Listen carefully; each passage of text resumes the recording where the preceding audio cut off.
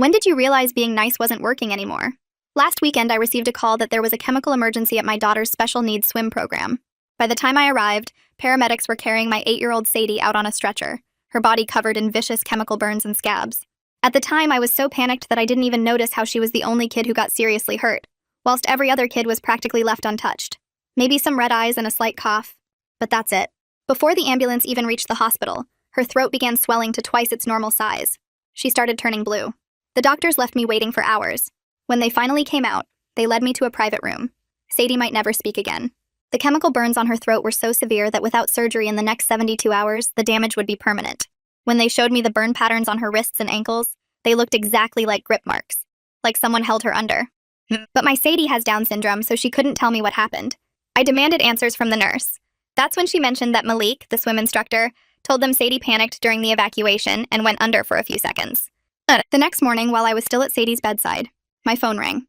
Insurance company. Our claim was denied. The woman on the phone said I had 48 hours to appeal with proof it wasn't Sadie's fault. I started with the other parents. In the hospital parking lot, I recognized Lena from the swim class.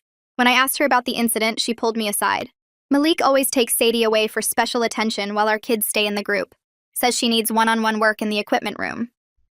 My stomach turned. Lena gave me the number and address of someone who used to work at the pool. Said she quit last month. I drove straight there. She wouldn't let me in but spoke through the cracked door. That equipment room Malik uses? He calls it his training space. No one else is allowed in when he has kids in there. Slam. She locked the door after that.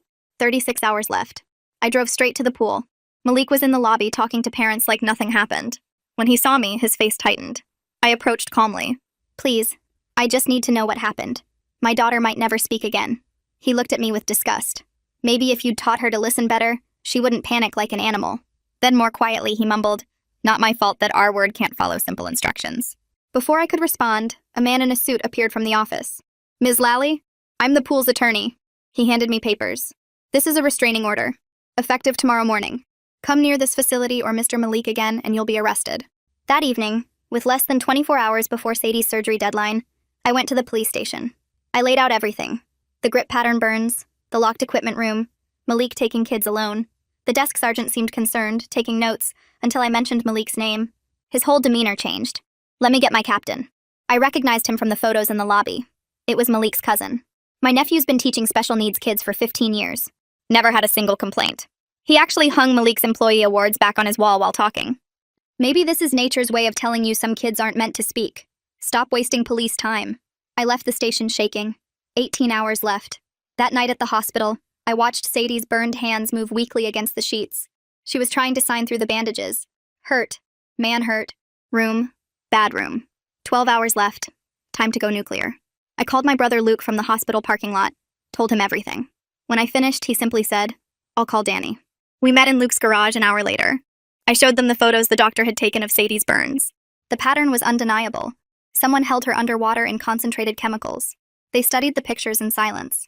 Danny, who'd done 5 years in juvie for arson, was the first to speak. "What do you need?" At 2 a.m., we were outside Malik's apartment complex. All 3 of us in black. Luke picked the lock to Malik's unit in under a minute. Malik woke up to find himself zip-tied to his bathtub. 3 figures in black standing over him. He recognized my voice instantly. "You held my daughter underwater. You burned her. Now you're going to tell me what you've been doing to her in that equipment room." The bathtub started filling with water. His muffled screams meant nothing to us. "Those special breathing exercises you've been giving Sadie. The ones that required a locked door. What were they really?" I grabbed his hair. "I'll give you the same amount of time to answer that you gave my daughter to breathe." His head went toward the water. Just inches from the surface, he started thrashing violently. "Please, please, I'll tell you everything." Danny pulled him back up and Malik gasped for air, water dripping from his face as he started babbling about the breathing exercises he'd been doing with Sadie for the past 4 months. His words came out fast and jumbled as he explained how he'd take her into that locked equipment room every Tuesday and Thursday after the other kids left. Luke held up his phone, recording everything while Danny kept Malik's head positioned just inches above the waterline. Malik's voice shook as he described making Sadie hold her breath while he counted, pushing her limits each time to build what he called endurance. He said she never liked it, always tried to pull away, but he'd grip her wrists tight and tell her it was for her own good. The more he talked, the sicker I felt, watching this man confess to systematically torturing my baby girl week after week.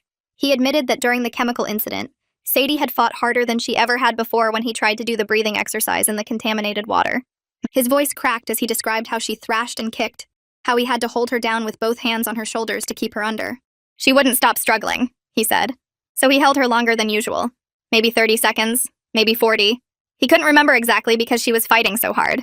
My hands clenched into fists as I listened to him describe my daughter's desperate fight for air while he pressed her underwater in burning chemicals.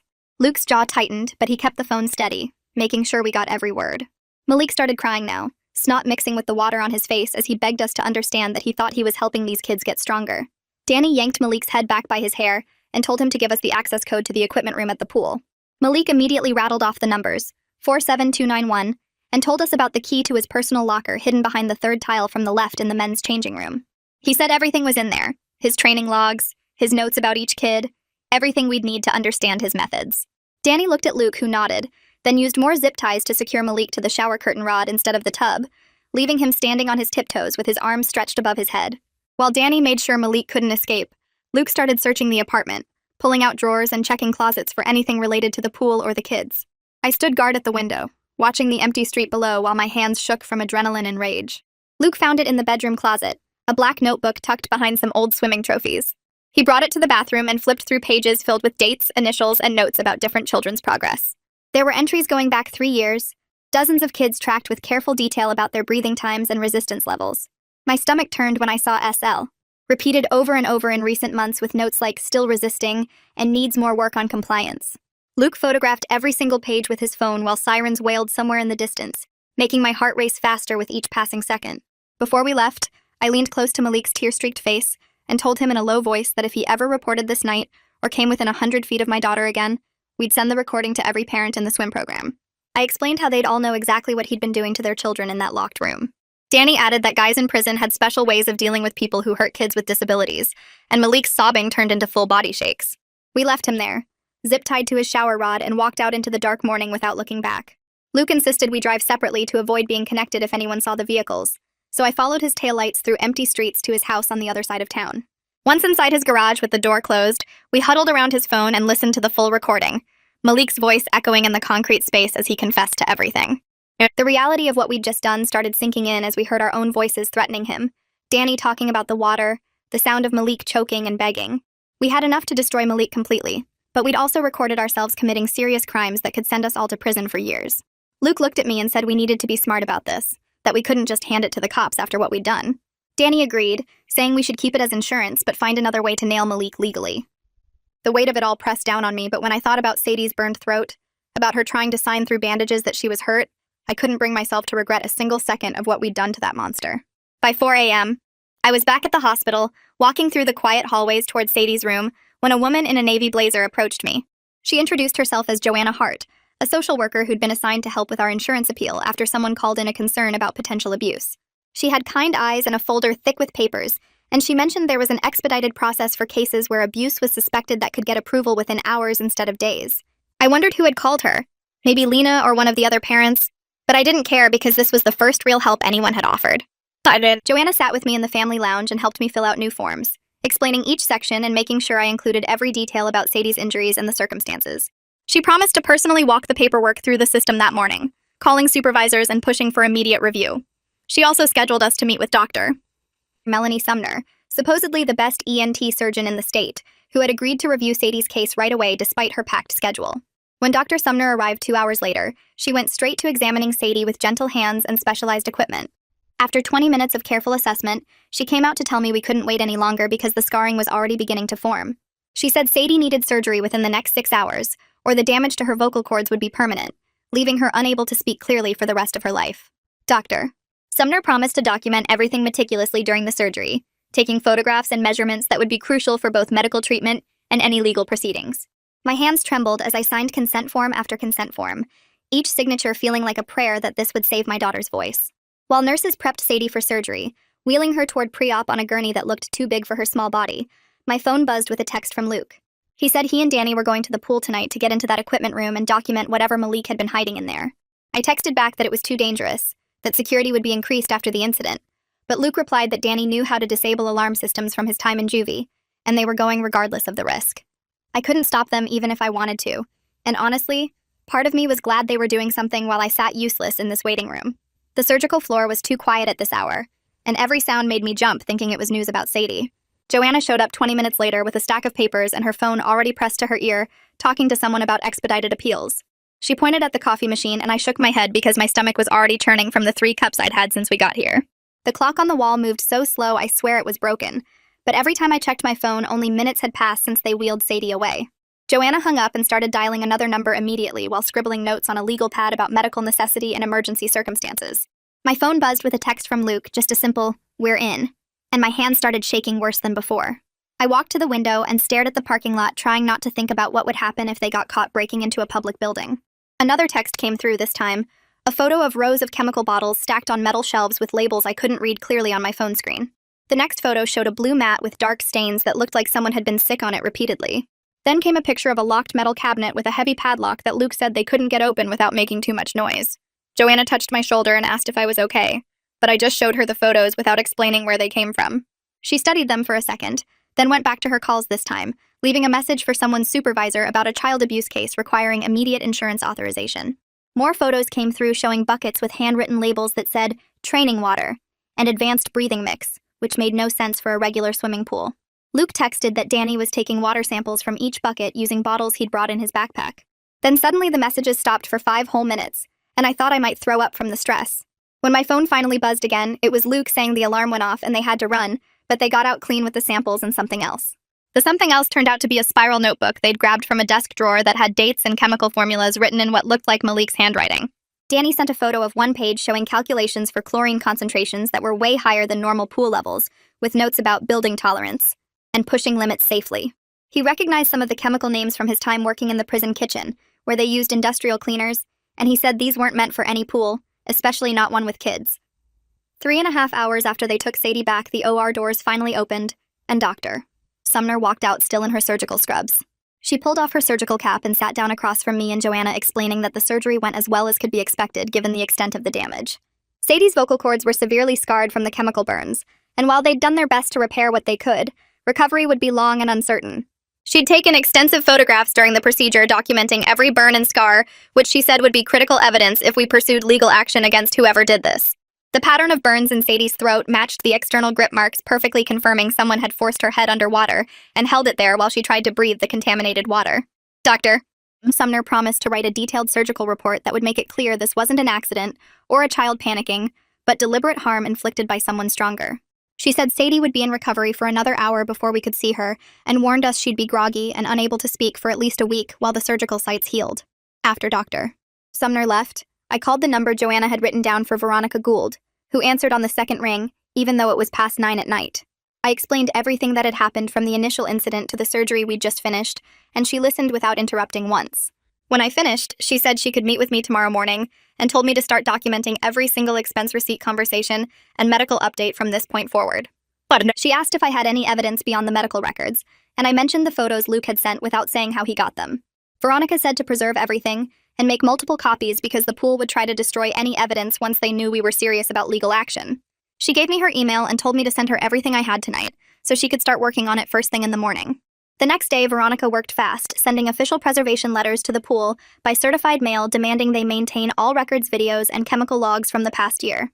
She filed an emergency motion with the court to prevent them from doing any maintenance repairs or cleaning that could destroy evidence of what happened to Sadie. The pool's attorney responded within hours trying to claim the letters were harassment, but Veronica shot back with citations about evidence preservation in cases involving child injuries. She also started preparing a civil lawsuit naming both the pool and Malik personally as defendants seeking damages for Sadie's medical bills, pain and suffering, and future care needs. That same morning, Glenn Vasquez called my cell saying he was a reporter with the local paper and he'd heard about an incident at the community pool involving a special needs child. He wanted to investigate but understood if I wanted to protect Sadie's privacy and offered to speak off the record first to see if this was something bigger. I was torn between wanting the whole world to know what Malik did and keeping Sadie out of the spotlight while she recovered. I agreed to meet him, but only to talk generally about pool safety without using Sadie's name or specific details about her injuries. 2 days later, Malik showed up at the police station with his own story, claiming 3 masked men had broken into his apartment in the middle of the night and threatened him. He couldn't explain the bruises on his wrists where the zip ties had been, but insisted he was the victim of a vigilante attack. His cousin, the captain, immediately assigned the case to himself, which meant Malik was trying to flip everything around and make himself the victim instead of the criminal. The captain started calling other parents asking if they knew anything about threats against his nephew, and warning them about dangerous vigilantes targeting swim instructors. That afternoon, Lena called saying Ahmed Brennan, who worked maintenance at the pool, had reached out to her privately with information about the alarm system. He was scared of losing his job since he had 2 kids to support, but couldn't stay quiet anymore about what he'd seen and knew about Malik's behavior. Ahmed had noticed the alarm system was mysteriously disabled the week before Sadie's incident, and he thought it was connected to whatever Malik had been doing in that equipment room. He wanted to help, but needed assurance that someone would protect him from retaliation if he came forward with what he knew about the pool's operations. Lena gave me his number and said he'd only talk if we met somewhere away from the pool where nobody would see us together. I called Ahmed and we agreed to meet at a coffee shop across town the next morning before his shift started. When I got there, he was already waiting in a back corner booth with a manila folder on the table and his hands wrapped around a coffee cup like he needed something to hold on to. He looked around nervously before sliding the folder across to me, explaining that Malik had him disconnect certain cameras months ago, claiming they were broken and needed replacement. Inside were work orders with Malik's signature specifically requesting that cameras be removed from the hallway outside the equipment room and the back entrance to the pool area. Ahmed had kept copies of everything because something felt wrong about disabling security equipment in areas where kids were present.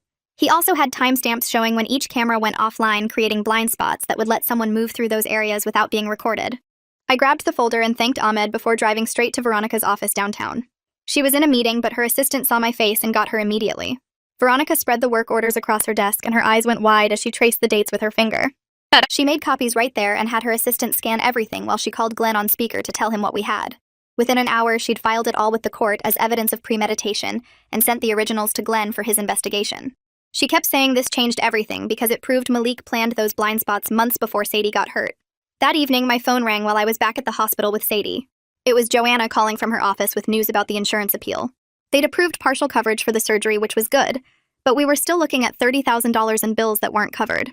She said she was already working with the hospital's charity program and had meetings set up with 3 different foundations that helped families with medical costs. Her voice stayed positive as she explained the paperwork she needed from me and promised she'd handle most of it herself. 2 days later, Glenn's article hit the front page of the local paper with the headline about safety concerns at community pools. He didn't mention Sadie's name or give specific details about her injuries, but he laid out the pattern of complaints and the disabled cameras. My phone started ringing within minutes of the online version going up. The city announced an emergency inspection of all pool facilities before lunch, and suddenly every parent in town was talking about it. The pool closed that afternoon with a sign saying it was for maintenance, but everyone knew the real reason. Their lawyer sent Veronica a letter the next morning offering $25,000 if we signed an NDA and agreed not to pursue further action. Veronica actually laughed when she read it to me over the phone and said their panic was showing because innocent places don't offer money to make things go away. She wrote back that we weren't interested in anything less than full accountability for what happened to Sadie and every other child Malik hurt. My phone didn't stop ringing after Glenn's article came out. 3 different parents called me that first day, saying their kids had also been taken for private sessions with Malik. One mother couldn't stop crying as she told me her 6-year-old son won't even take baths anymore and screams when she tries to wash his hair. Another parent said their daughter used to love swimming, but now she has panic attacks just walking past the pool. The third parent's child had started wetting the bed again after being potty trained for 2 years. All of them said Malik told them their kids needed special one-on-one attention to improve their swimming skills. I gave them all Veronica's number and told them we were building a case together. The next morning, I went back to the police station to file a formal complaint about the captain's conflict of interest in protecting his cousin. The desk sergeant looked uncomfortable but took my complaint and said someone would be in touch. 3 hours later, I got a call from Detective Ronan Osborne, who said he'd been assigned to our case. He sounded young but eager, and asked if we could meet that afternoon to go over everything from the beginning. When I met him at a coffee shop near the hospital, he actually took notes and asked real questions instead of dismissing me. He wanted to know every detail about the grip marks on Sadie's wrists and ankles, and asked for copies of all the medical photos. I gave him Ahmed's contact information and explained about the disabled cameras and the work orders. Osborne called Ahmed right there and set up an official interview for the next day. He promised to record everything properly and said this gave him probable cause to get a warrant to search the equipment room at the pool. He also mentioned that Internal Affairs was now looking into the captain's handling of abuse cases involving his family members. Ahmed went to the station the next morning and gave his statement with Osborne recording everything. He brought all his copies of work orders and maintenance logs showing exactly when Malik had requested specific cameras be disabled. Osborne got his warrant approved that afternoon and assembled a team to search the pool properly. Meanwhile, Lena had been busy organizing the other parents from the swim program. She created a private Facebook group where families could share their experiences without fear of judgment. The stories that came out were all so similar it made me sick. Kids being taken alone to the equipment room for special training, children coming home scared of water when they used to love it, parents being told their kids were difficult or needed extra help to keep up with the group. Lena coordinated with everyone to give official statements to Osborne, and within 2 days, he had 12 different families on record describing the same pattern of isolation and fear. The search of the pool happened early on a Thursday morning. Osborne called me after to describe what they found in that equipment room. There were weighted belts that Malik claimed were for building strength in young swimmers. Restraint devices, he said, were training aids to help kids learn proper form. Buckets with residue of chemicals that weren't approved for pool use. Osborne's team photographed everything and took samples for testing. He told me criminal charges were now almost certain and the prosecutor was already reviewing the case. The captain tried to show up during the search, claiming he needed to supervise since it involved his district. Osborne had to call his supervisor, who arrived within minutes, and told the captain to leave immediately. Word spread fast through the department that the captain was removed from any cases involving the pool or his cousin. By that afternoon, everyone knew he was under investigation himself for obstruction of justice and abuse of power. 3 days later, I was back at the hospital when Sadie tried to speak for the first time since surgery. Her lips moved and this tiny, raspy sound came out that barely sounded like mama. But it was there. Doctor. Sumner examined her throat with a scope and said the swelling had gone down enough that speech therapy could start immediately. She scheduled sessions twice a day and showed me exercises to do with Sadie between appointments. The therapist worked with Sadie using mirrors and special tools to help her relearn how to position her tongue and lips. Each session lasted an hour and left Sadie exhausted but determined to keep trying. By the end of the week, she could whisper simple words, though each one seemed to hurt. The next Monday, a social worker from Child Protective Services arrived with special communication boards covered in pictures. She explained they needed to interview Sadie about what happened at the pool, even though she couldn't speak well yet. I sat beside Sadie holding her hand while the social worker asked questions and showed different pictures. Sadie pointed to an image of a man holding a child's head underwater and started crying. The social worker documented everything with photos and notes while asking follow-up questions using yes and no cards. Sadie kept pointing to the same underwater picture and then to a door being locked. The interview took 2 hours with breaks every 15 minutes, so Sadie could rest her throat. The social worker said she'd file her report within 48 hours and it would support criminal charges. That afternoon, Veronica called saying Malik's attorney had reached out about a possible plea deal. He wanted to claim his client had mental health issues that explained his behavior with the kids. Veronica told him to take that offer straight to the prosecutor because we weren't backing down from the civil lawsuit no matter what criminal deal they made. She said accepting mental health as an excuse would let him work with kids again after treatment. 2 weeks passed before the prosecutor finally filed charges against Malik for multiple counts of child endangerment and assault. They couldn't prove attempted murder without more evidence, but the charges were enough to keep him away from kids permanently. I wanted more, but Veronica said these charges carried serious prison time and would require him to register as a child abuser. The arraignment happened on a Thursday morning at the courthouse downtown. I sat in the gallery watching Malik in his orange jumpsuit trying to look small and harmless. The judge read through the charges while reviewing the evidence, including Sadie's injuries and the pattern of abuse. When the prosecutor mentioned flight risk due to family connections overseas, the judge set bail at $50,000. Malik's family posted bond that same afternoon, but he had to wear an ankle monitor and stay 500 feet from all pools and schools.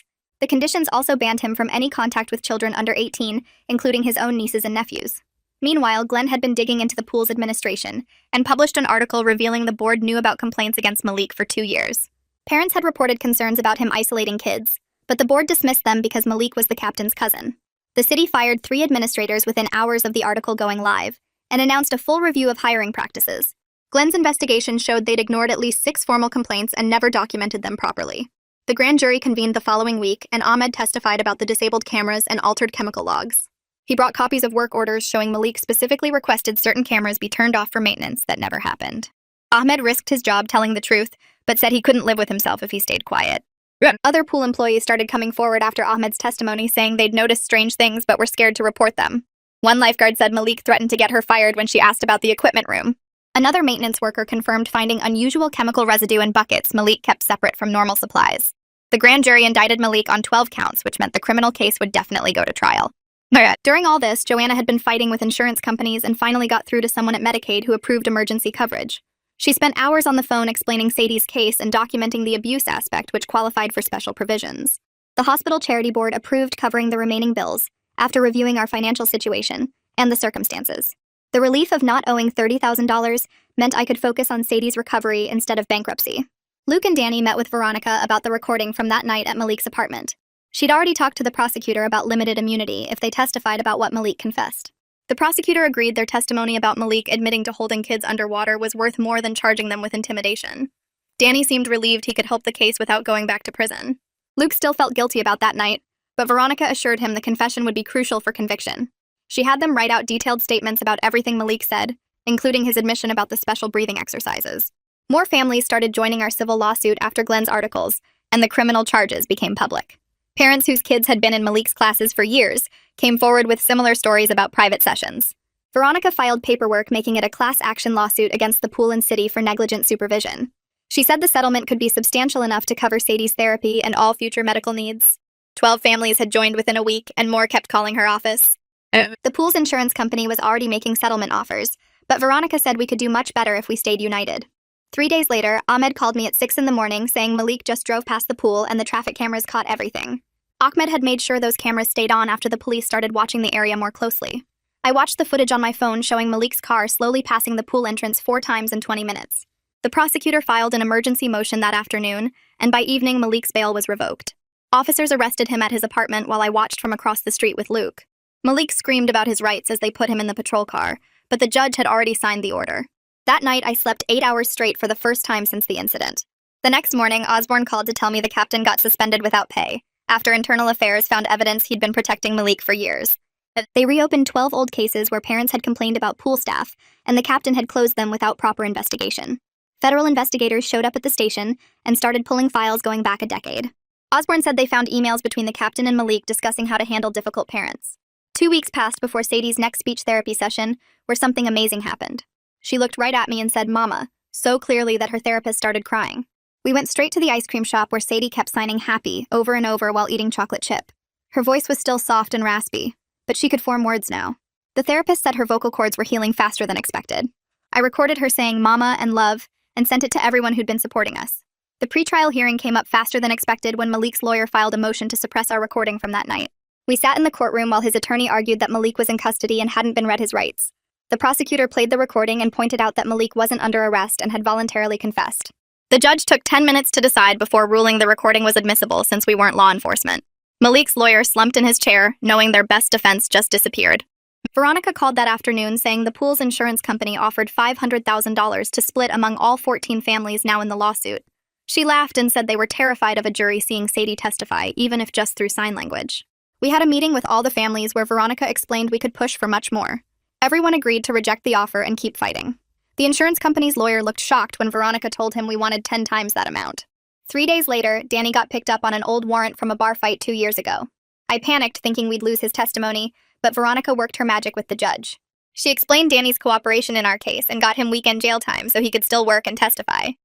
Danny hugged me outside the courthouse and said helping Sadie gave his life meaning after all his mistakes. He'd been sober 6 months and planned to stay that way.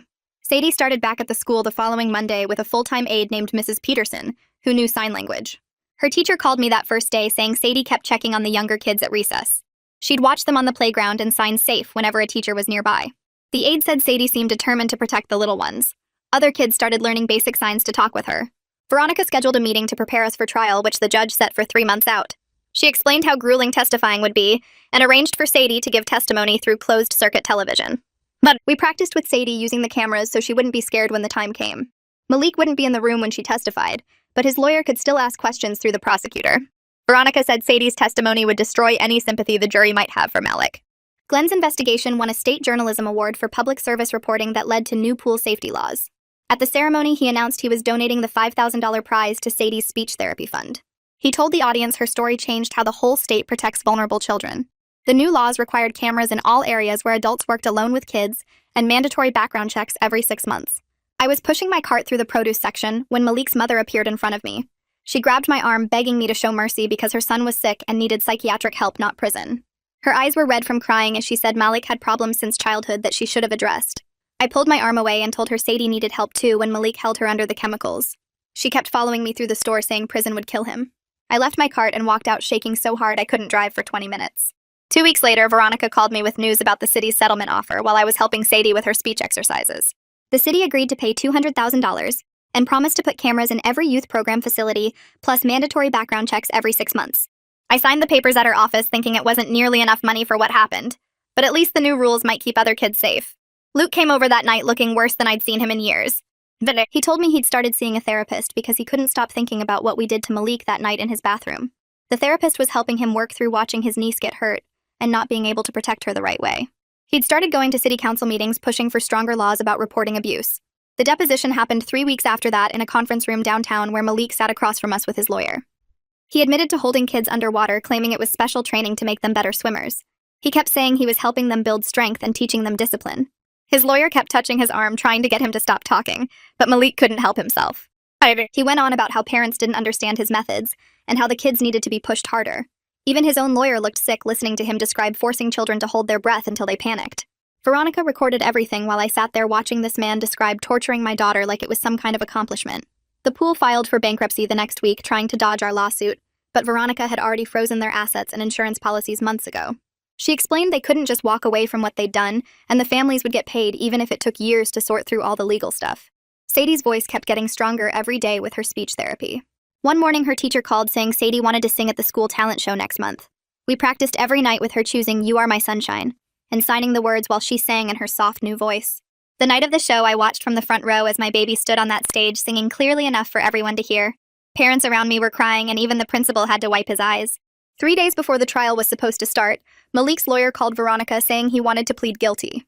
The prosecutor offered him 8 to 12 years with possible parole after 5 if he admitted to everything.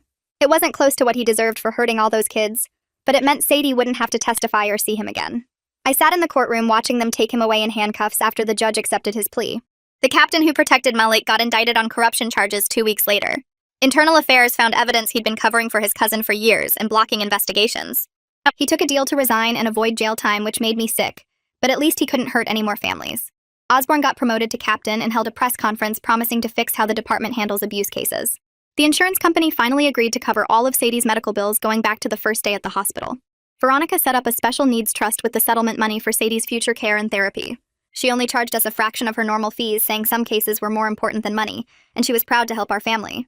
Ahmed called me crying when the city hired him as their new pool safety inspector with a big raise and protection as a whistleblower. He thanked me for giving him the courage to speak up, and promised he'd spend the rest of his career making sure every kid was safe at every pool in the city. 6 months after everything started, I got a call from Osborne telling me Malik had been attacked in prison. Some inmates found out what he'd done to special needs children and went after him in the shower. He survived but needed surgery to fix his face and would be eating through a straw for months. I hung up feeling nothing but cold satisfaction that he was finally experiencing a fraction of the fear and pain he'd put those kids through. The other families from the pool started meeting for coffee every week to support each other through the legal mess and help our kids heal.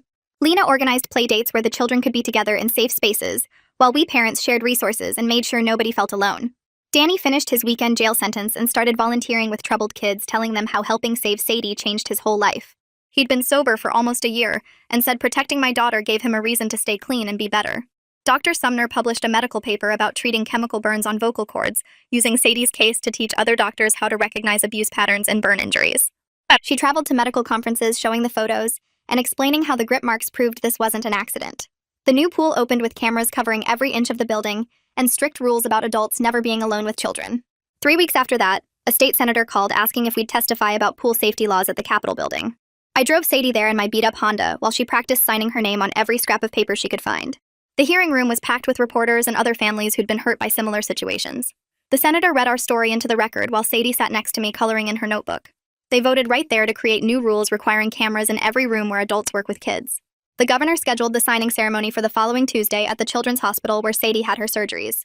When we got there, news crews were setting up everywhere, and the governor was already at the podium talking about protecting vulnerable kids. He called Sadie up to hand him the pen for signing. She walked up slowly, still getting used to people staring at her scars, then handed him the pen and said, "For safe kids," into the microphone. Everyone started clapping, and the governor signed it right there, making it official law. Danny showed up at the ceremony wearing a suit I'd never seen him in before. He pulled me aside afterward and told me he'd just finished his last weekend in jail and got hired at a youth center downtown. He was teaching kids about making better choices and using our story as an example of protecting people who can't protect themselves. The director said Danny was the best counselor they'd hired in years because the kids actually listened to him. Lena had been busy too, setting up meetings at the community center for all the families from the pool. We met every Thursday night while the kids played in the next room with volunteers watching them. Parents shared lawyer recommendations, therapy resources, and just listened to each other cry sometimes. The group grew from 5 families to almost 20 within 2 months. Dr. Sumner sent me a copy of the medical journal where she published her paper about treating chemical burns on vocal cords. She used Sadie's x-rays and treatment photos to show other doctors what to look for when kids come in with suspicious injuries. Medical schools started inviting her to speak at conferences about recognizing abuse patterns in burn cases. She always carried Sadie's before and after photos to show how kids can recover with the right treatment. Luke started picking Sadie up from the school every Friday to take her for ice cream. He'd sit through every school play, every therapy appointment, every doctor visit without me even asking. One night he told me that what we did to Malik still keeps him up sometimes, but watching Sadie get stronger makes it worth every sleepless night. He installed a doorbell camera at my apartment and taught Sadie a special knock so she'd always know it was him. 6 months after everything, the city opened the rebuilt pool with a whole ceremony about their new safety rules. Background checks for every employee, cameras in every room, and parents could watch live feeds on their phones. They hired a trauma specialist who worked with kids who'd been through abuse. Sadie saw the flyers at the school and asked if she could try swimming again. I signed her up even though my hands shook filling out the forms. Her first day back at a pool, she grabbed my hand so tight her knuckles went white. The new instructor, a woman with gray hair and the softest voice, let Sadie sit on the edge, just putting her feet in for the whole first lesson. Week by week, Sadie went deeper, first sitting on the steps, then standing in the shallow end, then letting the instructor hold her while she floated. 2 months in, I was watching through the window when Sadie started kicking across the pool with a kickboard. She looked right at me through the glass and signed brave, with the biggest smile I'd seen since before everything happened. The instructor said Sadie was her bravest student and asked if she could use her story to help other kids who were scared of water. Fast forward to last month, exactly 1 year after the chemical burns. Sadie's school was having their spring talent show, and she signed up without telling me. I sat in the auditorium with Luke, Danny, Lena, and half our support group, having no idea what she planned to do. The curtain opened, and there was my baby girl standing at the microphone in her favorite purple dress. She started telling knock-knock jokes, her voice clear and strong, making the whole auditorium laugh at her silly puns about swimming and being brave. When she finished, she signed "I love you" to me from the stage while everyone gave her a standing ovation. The principal said it was the best act they'd ever had because Sadie showed everyone that being different and having scars didn't mean you couldn't be funny and confident. That night, tucking her in, Sadie asked if we were stronger now than before the bad man hurt her, and all I could do was nod because my throat was too tight to speak. Thanks for letting me wonder and explore alongside you today. It's been such a fascinating journey. Until we meet again, friend. If you made it to the end, drop a comment. I love reading all your comments.